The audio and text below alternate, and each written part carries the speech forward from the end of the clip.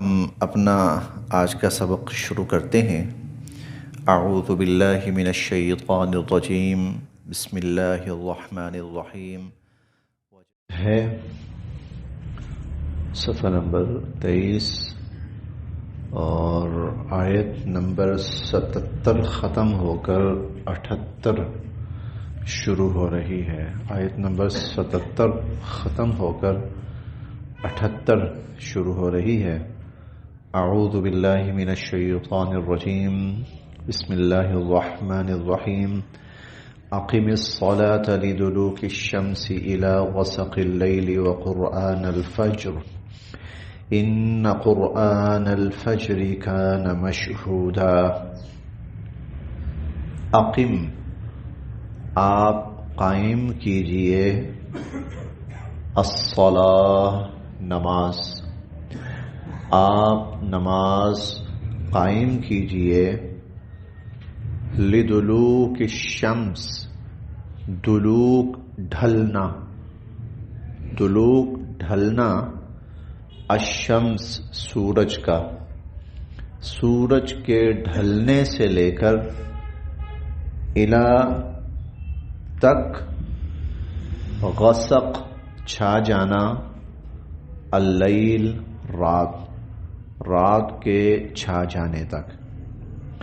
اقم الصلاۃ، آپ نماز قائم کیجئے، لدلوک الشمس، سورج کے ڈھلنے سے لے کر، سورج کے زوال سے لے کر، الی غسق اللیل، رات کے چھانے تک، وقرآن الفجر، اور فجر کا قرآن پڑھنا، اور صبح کا قرآن پڑھنا۔ ان، بے شک، قرآن الفجر، فجر کا جو قرآن پڑھنا ہے، کان مشہودا، وہ فرشتوں کی حاضری کا وقت ہوتا ہے۔ بے شک فجر کا قرآن وہ فرشتوں کی حاضری کا وقت ہوتا ہے۔ اس آیت میں 5 نمازوں کا تذکرہ ہے۔ آپ نماز قائم کیجئے، سورج کے ڈھلنے سے لے کر رات کے چھانے تک۔ اس میں 4 نمازیں آ گئیں۔ سورج جب ڈھلتا ہے تو ظہر کی نماز کا وقت ہو جاتا ہے، زوال کے بعد ظہر کی نماز ہے، پھر سورج کے رات کے چھا جانے تک درمیان میں کل 4 نمازیں آتی ہیں، ظہر، عصر، مغرب، عشاء، یہ 4 نمازیں ہو گئیں۔ وقرآن الفجر، اور فجر کا قرآن پڑھنا۔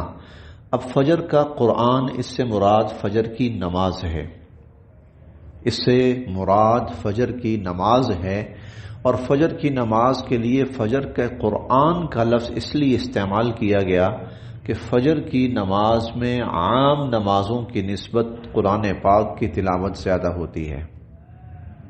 حضور علیہ الصلوۃ والسلام کا معمول یہی تھا کہ فجر کی نماز میں آپ بہت طویل تلاوت فرماتے تھے۔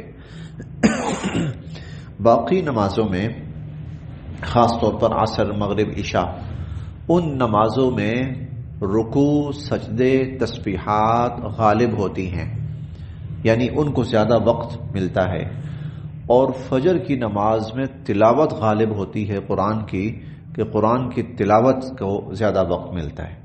نماز کا جو مجموعی دورانیہ ہوتا ہے، اس مجموعی دورانیے کو مد نظر رکھتے ہوئے فجر کی نماز میں تلاوت کا دورانیہ زیادہ ہوتا ہے، اسی لیے اس کے لیے فجر کا قرآن یہ لفظ استعمال کیا گیا، اور فجر کا قرآن پڑھنا۔ حضور علیہ الصلوۃ والسلام اکثر، کبھی اگر حالات کی نزاکت کو سمجھتے ہوئے کسی وجہ سے آپ تلاوت مختصر فرما دیتے تو الگ بات تھی، ورنہ عموماً حضور علیہ الصلوۃ والسلام کا معمول تھا کہ فجر کی نماز میں طویل تلاوت فرماتے تھے، اور آپ یوں سمجھ لیجئے کہ ایک رکعت میں بسا اوقات قرآن پاک ایک سپارے کا چوتھائی حصہ، جس کو ہم ایک پاؤ بھی کہتے ہیں، کوارٹر بھی کہا جاتا ہے، ایک پاؤ اور اس سے بھی زیادہ ایک رکعت میں تلاوت فرماتے تھے۔ ایک رکعت میں اتنی آپ فجر کی نماز میں، تو فجر کی نماز میں تلاوت قرآن عام نمازوں کی نسبت زیادہ ہوتی ہے، اسی لیے وقرآن الفجر یہ اصطلاح استعمال کی گئی۔ یہ پیغام بھی ہے اللہ کے لیے، اس میں رہنمائی بھی ہے کہ فجر کی نماز میں قرآن پاک کی زیادہ تلاوت کا اہتمام کیا جائے۔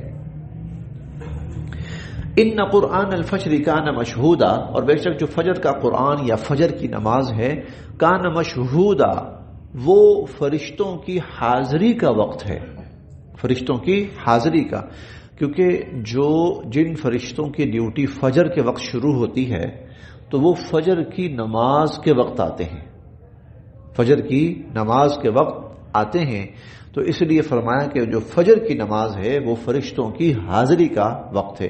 آپ یہاں دیکھیں کہ اللہ تعالیٰ نے 4 نمازوں کو الگ ذکر فرمایا ہے اور فجر کو الگ ذکر فرمایا ہے، فجر کو الگ ذکر فرمایا، ایک تو یہ کہہ کر وقرآن الفجر، اور پھر یہ کہہ کر کہ ان قرآن الفجر کان مشہودا، یہ اس لیے کہ فجر کی نماز باقی نمازوں کی نسبت ذرا مشکل ہوتی ہے، فجر کی نماز باقی نمازوں کی نسبت مشکل ہوتی ہے، کیونکہ باقی نمازوں کے اوقات میں لوگ جاگ رہے ہیں، چل رہے ہیں، پھر رہے ہیں، آ رہے ہیں، جا رہے ہیں، کہیں بیٹھا ہوا ہے اٹھ کے آیا نماز پڑھ لی، کوئی کام کر رہا ہے کام چھوڑا نماز پڑھ لی، کھانا کھا رہا ہے کھانا چھوڑا نماز پڑھ لی۔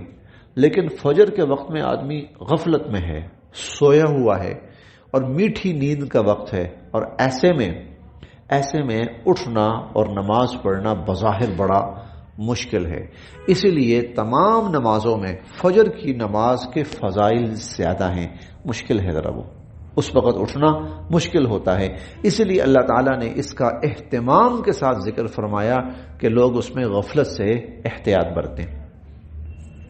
وَمِنَ اللَّيْلِ، اور رات کے اوقات میں، بلکہ آپ یقیناً بالکل جانتے ہیں سب کہ فجر کی آذان میں بھی باقی 4 نمازوں کی آذانوں کی نسبت فجر کی آذان میں بھی ایک جملہ اضافی ہے، الصلاۃ خیر من النوم، فجر کی آذان میں، یہ اس لیے تاکہ آدمی وہ نیند سے اٹھے، بیدار ہو، نماز کے لیے آئے۔ وَمِنَ اللَّيْلِ، اور رات کے اوقات میں، فَتَہَجَّدْ بِهِ، آپ نماز تہجد ادا کیجئے، اور رات کے اوقات میں بھی آپ نماز تہجد ادا کیجئے، نافلۃ لک، یہ خصوصی نماز ہے آپ کے لیے، یہ خصوصی نماز ہے، اضافی کا معنی بھی کیا ہے بعض اہل علم نے، اضافی یہ آپ کے لیے نماز ہے، اور خصوصی کا بھی ہے۔ تہجد اس کا جو وقت ہے وہ تہائی رات سے شروع ہوتا ہے، تہائی رات یعنی سورج غروب ہونے سے لے کر اور فجر کا وقت شروع ہونے تک، فجر کا وقت شروع ہونے تک، سورج غروب ہونے سے لے کر فجر کا وقت شروع ہونے تک، اس ٹوٹل وقت کو 3 حصوں میں تقسیم کریں، جب تیسرا آخری پہر شروع ہوگا، تیسرا حصہ، یہ تہجد کا وقت شروع ہو گیا ہے، اور فجر طلوع ہونے تک یعنی فجر کی نماز کا وقت شروع ہونے تک اس کا وقت رہتا ہے۔ کم سے کم جو نوافل ہیں وہ اس کے 4 ہیں، 4 سے کم نہیں پڑھنے چاہیے، اور زیادہ سے زیادہ 12 ہیں۔ ایک بات، دوسری بات، نافلۃ لک، فرض نماز شروع ہونے سے پہلے، جب تک فرض نماز شروع نہیں ہوئی تھی تو تہجد کی نماز فرض تھی، جب 5 وقت کی نماز فرض ہوئی تو عمومی لوگوں سے تہجد کی فرضیت ختم ہو گئی، لیکن حضور علیہ الصلوۃ والسلام پر یہ بدستور فرض رہی، حضور علیہ الصلوۃ والسلام تک پر یہ آخر تک بدستور فرض رہی، ہاں عام امت سے اس کی فرضیت ختم ہو گئی، تو نافلۃ لک یہ خصوصاً آپ کے لیے ہے، یا اضافی نماز ہے آپ کے لیے۔ اب یہ نمازوں کا تذکرہ تھا، 5 وقت کی نماز، تہجد کی نماز، اور نماز کیا مقام رکھتی ہے، نماز سے اللہ پاک کیا مرتبہ عطا فرماتے ہیں، کیا عزت عطا فرماتے ہیں، اب وہ پڑھیے، اب وہ پڑھیے، عسا یقیناً ان یبعثک آپ کو عطا فرمائیں گے ربک آپ کے پروردگار مقام محمودا مقام محمود، یقیناً آپ کا رب آپ کو مقام محمود عطا کرے گا۔ نماز قائم کریں 5 وقت تہجد، اب آگے اس کے فوائد شروع ہو رہے ہیں۔ یقیناً آپ کا رب آپ کو مقام محمود عطا کرے گا۔ مقام محمود کیا ہے؟ حضور علیہ الصلوۃ والسلام کو آپ شفاعت کے لیے تشریف لے کے جائیں گے نا، لوگ نبیوں کے پاس جائیں گے، نبی انکار کر دیں گے بھائی آج اللہ کے پاس جانے کی ہمت نہیں ہے، تو حضور علیہ الصلوۃ والسلام تشریف لے کے جائیں گے اور آپ اللہ رب العزت کے عرش کے سامنے سجدہ ریز ہوں گے اور ایک بہت طویل سجدہ فرمائیں گے، اور اس سجدے میں اللہ رب العزت کی وہ حمد اور وہ تعریف بیان فرمائیں گے جو اس وقت آپ کو عطا کی جائے گی، اللہ پاک آپ کے ذہن میں ڈالیں گے۔ پھر اللہ تعالیٰ کی طرف سے حکم ہوگا ارفع رأسک، اٹھائیے اپنا سر، سل تعطا، مانگیے آپ کو دیا جائے گا، اشفع تشفع، سفارش کیجئے آپ کی سفارش قبول کی جائے گی۔ یہ جو مقام ہے مقام محمود اس کو کہتے ہیں، یہ اللہ پاک آپ کو عطا فرمائیں گے۔ 5 وقت نماز پڑھیں، تہجد کا اہتمام کریں، آپ کا رب آپ کو مقام محمود عطا کرے گا۔ نماز کی فضیلت اور اہمیت دیکھیں آگے۔ وقل، اور آپ فرمائیے ربی، اے میرے رب، ادخلنی، مجھے داخل فرما، مدخل صدق، صدق عمدگی، بہتری، خوبی، اچھائی، مدخل صدق بہترین انداز سے، بھلائی کے ساتھ، خیر و خوبی کے ساتھ۔ ربی ادخلنی مدخل صدق، اے میرے رب مجھے خیر و خوبی اور بھلائی کے ساتھ داخل فرما، واخرجنی، اور مجھے نکال، مخرج صدق، خیر و خوبی اور بھلائی کے ساتھ۔ یہ مکہ مکرمہ سے حضور علیہ الصلوۃ والسلام کی مدینہ منورہ ہجرت کی طرف اشارہ ہے۔ اللہ مجھے مکہ سے خیر و عافیت کے ساتھ نکالیے اور مجھے مدینہ خیر و عافیت کے ساتھ داخل فرمائیے۔ اوپر دیکھیں بات وہی چل رہی ہے، 5 وقت نماز، تہجد۔ پہلا انعام کیا ملا؟ پہلا انعام اللہ پاک آپ کو مقام محمود عطا فرمائیں گے۔ دوسرا مقام کہ اب اللہ پاک آپ کو مکہ سے جس کی فضا آپ کے لیے اب سازگار نہیں ہے، یہاں سے خیر و خوبی کے ساتھ نکالیں گے اور خیر و خوبی کے ساتھ آپ کو مدینہ میں داخل فرمائیں گے۔ وَاجْعَلْ لِي، اور عطا فرمائیے، لی مجھے، من لدن کا اپنی جناب سے، اور مجھے عطا فرمائیے اپنی جناب سے، سلطانن ایسا غلبہ اور ایسا اقتدار، نصیرا جس میں آپ کی مدد شامل حال ہو۔ چنانچہ حضور علیہ الصلوۃ والسلام کو مدینہ منورہ میں جو اللہ تعالیٰ نے ریاست، اقتدار، حکومت دنیاوی اعتبار سے عطا فرمایا، اس میں اس سب کا ذکر ہے، لیکن پیچھے یہ نہیں بھولنا 5 وقت نماز اور تہجد۔ آگے چلیے،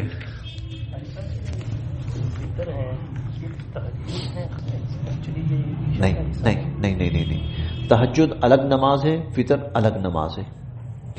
وتر کا وقت شروع ہوتا ہے عشاء کی نماز کے ساتھ، وتر کا وقت شروع ہوتا ہے عشاء کی نماز کے ساتھ ہی۔ آپ نے عشاء کی نماز پڑھ لی، وتر پڑھ لیں، وتر ہو گئے، لیکن وہ تہجد نہیں ہوئے، اور تہجد تیسرے پہر میں جا کر اس کا وقت شروع ہوگا۔ ہاں، اس کا وقت چلتا رہتا ہے عشاء کا فجر کے وقت تک، لہذا اگر کوئی ایسا کر سکتا ہو کہ وہ وتر چھوڑ دے اور جب تہجد کے لیے اٹھے تو تہجد پڑھے اور اس کے بعد وتر پڑھے تو یہ زیادہ بہتر ہے۔ اگر کوئی ایسا کر سکتا ہے تو یہ زیادہ بہتر ہے، لیکن اگر آدمی کو یہ ہو کہ نہیں میں صبح نہیں اٹھ سکتا تو پھر وہ وتر اپنے ٹائم پہ پڑھے، وہ وتر اپنے ٹائم پر. تہجد پڑھ پایا تو بہت اچھی بات، نہ پڑھ پایا تو گناہ نہیں ہے، لیکن وتر کا پڑھنا لازمی ہے.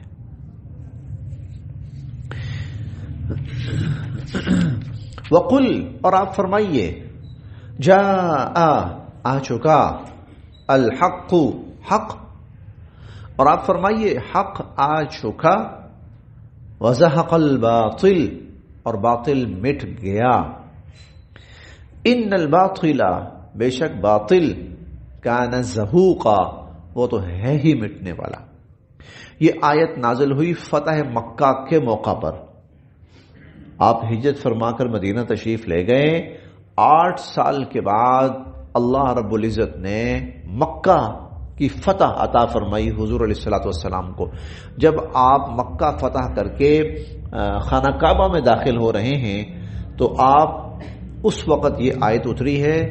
آپ کے ہاتھ مبارک میں چھڑی ہے، وہاں جو بت ہیں آپ ان کو مارتے جاتے ہیں اور یہ آیت پڑھتے جاتے ہیں. حق آ گیا، باطل مٹ گیا، اور باطل ہے ہی مٹنے والا. تو وہ چھڑی مارتے جاتے ہیں اور وہ بت گرتے جاتے ہیں، اور آپ یہ آیت مبارکہ پڑھتے جاتے ہیں. ٹھیک ہے، پیچھے چلیے. پھر 5 وقت نماز، تہجد، اللہ مقام محمود عطا فرمائیں گے.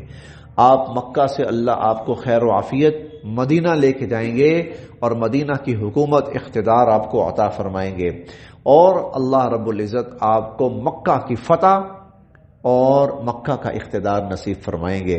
مدینہ بھی مل گیا، مکہ بھی مل گیا، کل قیامت والے دن مقام محمود بھی مل گیا. لیکن اس کے لیے کیا ہے؟ 5 وقت نماز اور تہجد. اب دیکھیں نماز کس درجے کا عمل ہے، کس فضیلت والا عمل ہے. وَنُنَزِّلُ، اور ہم نازل کرتے ہیں، من القرآن، اس قرآن میں، وَنُنَزِّلُ، اور ہم نازل کرتے ہیں اور ہم اتارتے ہیں، من القرآن، اس قرآن میں، ما ہوا شفاء، جو شفا ہے، باعث شفا ہے، ورحمہ، اور باعث رحمت ہے، للمؤمنین، ایمان والوں کے لیے، اور باعث رحمت ہے ایمان والوں کے لیے. ولا یزید، اور نہیں زیادہ ہوتا، الظالمین، ظالموں کا، الا خسارہ، مگر نقصان ہی نقصان. قرآن نازل ہوتا ہے، ایمان والوں کو شفا ملتی ہے. شفا کس چیز سے ملتی ہے؟ شفا کس چیز سے ملتی ہے؟ شفا ملتی ہے جب انسان پیدا ہوتا ہے نا، اس میں بے شمار خامیاں ہیں. ہاں، انسان پیدائشی طور پر بہت سی خامیاں لے کر پیدا ہوتا ہے. حسد، کینہ، بغض، نفرت، ہاں، دنیا کی محبت، اور کہیں بخل، کہیں بزدلی، اس طرح کی بے شمار خامیاں لے کر انسان پیدا ہوتا ہے. قرآن پاک جب انسان پڑھتا جاتا ہے، قرآن اس پر اترتا رہتا ہے، اس کے دل میں جگہ بناتا جاتا ہے، تو یہ ان بیماریوں سے اس کو شفا ملتی جاتی ہے. ان بیماریوں سے اس کو شفا ملتی جاتی ہے. اس کے اندر سے گند نکلتا جاتا ہے، اور اس کے اندر اللہ پاک کی طرف سے یہ نور داخل ہوتا چلا جاتا ہے. اس کا دل منور ہوتا جاتا ہے، اور جو دل منور ہوتا ہے تو بیماریاں نکلتی ہیں اور دور ہوتی ہیں. ما ہوا شفا، یہ باعث شفا ہے. اچھا، جب یہ کیفیت ہوتی ہے نا، جب یہ کیفیت کہ مومن کا دل منور ہونا شروع ہو جاتا ہے، تو پھر اللہ کی رحمت اترنی شروع ہوتی ہے. وَرَحْمَةٌ لِّلْمُؤْمِنِينَ، اور ایمان والوں کے لیے رحمت ہے. وَلَا يَزِيدُ الظَّالِمِينَ إِلَّا خَسَارًا، اور جو ظالم ہیں تو ان کا کیا ہوتا ہے؟ ہر قرآن کی جب بھی آیت نازل ہوتی ہے وہ انکار کرتے ہیں، ان کا خسارہ اور بڑھ جاتا ہے. اور قرآن نازل ہوتا ہے، ان کے اندر اور نفرت پیدا ہوتی ہے، اور وہ اور انکار کرتے ہیں، ان کا خسارہ بڑھتا جاتا ہے. وَلَا يَزِيدُ الظَّالِمِينَ إِلَّا خَسَارًا، اور ظالموں کا تو صرف خسارہ ہی اور نقصان ہی بڑھتا جائے گا. وَإِذَا، اور جب أَنْعَمْنَا، ہم انعام کرتے ہیں، عَلَى الْإِنسان، انسان پر، ہم جب انسان پر کوئی انعام کرتے ہیں، أَعْرَضَ، وہ منہ پھیر لیتا ہے، وَنَأَىٰ بِجَانِبِهِ، اور کروٹ بدل لیتا ہے. وہ منہ پھیر لیتا ہے اور کروٹ بدل لیتا ہے. وَإِذَا، اور جب مَسَّهُ الشَّرُّ، جب اسے کوئی تکلیف پہنچتی ہے، كَانَ يَئُوسًا، پھر وہ مایوس ہو جاتا ہے، پھر وہ مایوس یہ عمومی انسان جس کا اللہ پر ایمان نہیں ہے، جس کا اللہ پر ایمان نہیں ہے، نعمت ملتی ہے، فائدہ، کامیابی، آپے سے باہر نکل جاتا ہے، وہ آپے سے باہر نکل جاتا ہے۔ آپ نے بڑے مناظر دیکھے ہوں گے اب تو، اور کئی دفعہ آپ کو بڑا واضح فرق محسوس ہوا ہوگا ایک مسلمان اور ایک کافر کا۔ کچھ ایسے مواقع آتے ہیں کہ جب کوئی جماعت، کوئی قوم، کوئی ٹیم کامیاب ہوتی ہے تو پھر وہ جب کامیاب ہوتے ہیں نا تو وہ کامیابی کا جشن مناتے ہیں۔ وہ جشن کا انداز مسلمان کا دیکھیں اور کافر کا دیکھیں، آپ کو بڑا واضح فرق نظر آئے گا۔ مسلمان آپ کو نظر آئے گا اللہ کے سامنے جھک رہا ہے، سجدہ ریز ہو رہا ہے، شکر ادا کر رہا ہے، تعریف بیان کر رہا ہے اللہ کی، اور کافر آپ کو نظر آئے گا شراب پی رہا ہے، گا رہا ہے، ناچ رہا ہے، کپڑے اتار رہا ہے، اور اس سے بھی بےہودہ حرکتیں کر رہا ہے، تو میں بتا نہیں سکتا۔ تو کافر کیا ہے؟ اللہ کی طرف سے انعام ملا ہے تو بجائے اللہ کے سامنے جھکے، اللہ کی فرما برداری اختیار کرے، اللہ کا شکر ادا کرے، وہ خدا سے منہ موڑ لیتا ہے، وہ خدا سے پہلو بدل لیتا ہے۔ لیکن جب اس کو کوئی تکلیف پہنچتی ہے، پریشانی پہنچتی ہے، کان یئوسا، وہ مایوس ہو جاتا ہے، کیونکہ اللہ پہ یقین جو نہیں ہے۔ قل، آپ فرمائیے، کل یعمل، ہر کوئی کر رہا ہے، علی شاکلتہ، اپنے اپنے طریقے پر، ہر کوئی اپنے اپنے طریقے پہ عمل کر رہا ہے۔ فربکم، پس تم لوگوں کا رب، اعلم، خوب جانتا ہے، بمن ہوا، کہ کون، اہدا سبیلا، ہدایت والے راستے پر ہیں۔